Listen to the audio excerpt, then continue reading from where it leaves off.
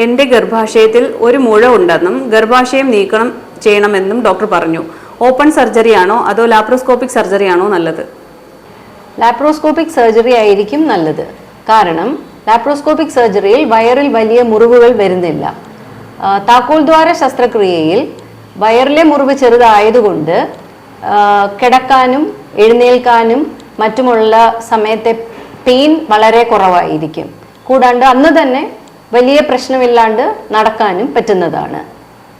Laparoscopic surgery ചെയ്യുമ്പോൾ ഇൻഫെക്ഷന്റെ സാധ്യത കുറവാണെന്ന് പറയുന്നത് ശരിയാണോ? ശരിയാണ്. വയറിലെ മുറിവാണ് സാധാരണഗതിയിൽ ഇൻഫെക്റ്റഡ് ആവുന്നത്. ഇവിടെ വയറിലെ മുറിവ് ചെറുതായതുകൊണ്ട് ഇൻഫെക്ഷൻസിന്റെ സാധ്യത കുറവ് തന്നെയാണ്.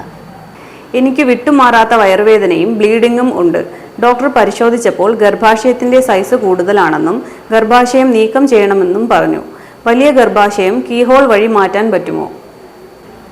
കീഹോൾ വഴി പൊക്കിളിന് മുകളിൽ നിൽക്കുന്ന സൈസിലുള്ള യൂട്രസ് വരെ റിമൂവ് ചെയ്യാൻ പറ്റും താക്കോൽ ദ്വാര ശസ്ത്രക്രിയ വഴി.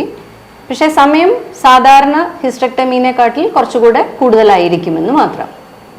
വലിയ സൈസുള്ള യൂട്രസ് എങ്ങനെയാണ് ഈ ചെറിയ ഹോൾ വഴി മാറ്റുന്നത്?